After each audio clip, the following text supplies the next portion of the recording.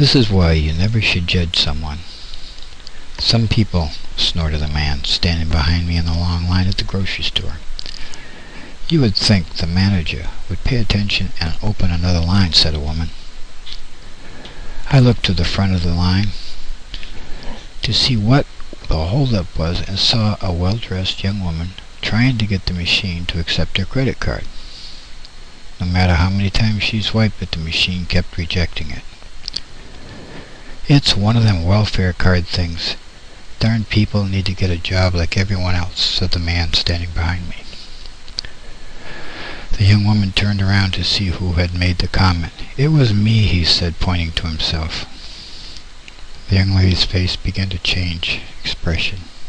Almost in tears, she dropped the welfare card onto the counter and quickly walked out of the store.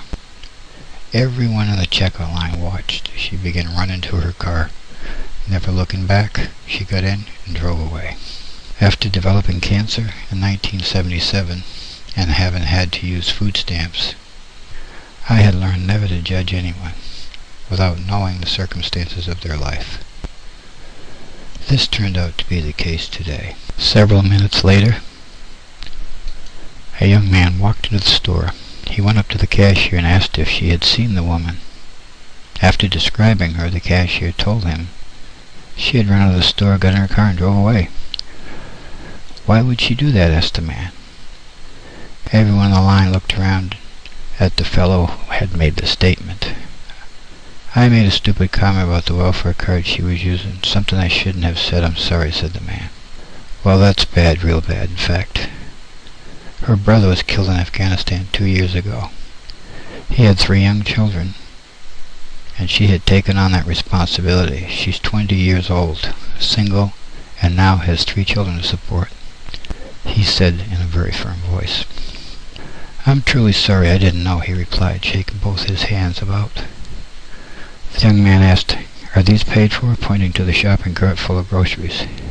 It wouldn't take her card, the clerk told him. Do you know where she lives? Asked the man who had made the comment. Yes, she goes to our church. Excuse me, he said. As he made his way to the front of the line, he pulled out his wallet, took out his credit card, and told the cashier, Please, use my card, please. The clerk took the credit card and began to ring up the young woman's groceries. Hold on, said the gentleman. He walked back to the shopping cart and began loading his own groceries into the belt to be included. Come on, people. We've got 3 kids to help raise, he told them.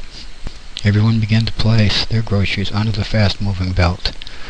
A few customers began bagging the food and placing it in separate carts. Go back and get 2 big turkeys, yelled the heavy-set woman as she looked at the man. No, yelled the man. Everyone stopped dead in their tracks. The entire store became quiet several seconds. 4 turkeys, yelled the man. Everyone began laughing and went back to work. When all was said and done, the man paid a total of $1,646.50 for the groceries. He then walked over to the side, pulled out his checkbook, and began writing a check using the bags of dog food piled near the front of the store as a writing service. He turned around and handed the check to the young man. She will need a freezer and a few other things as well, he told the man. The young man looked at the check and said, This is really very generous of you.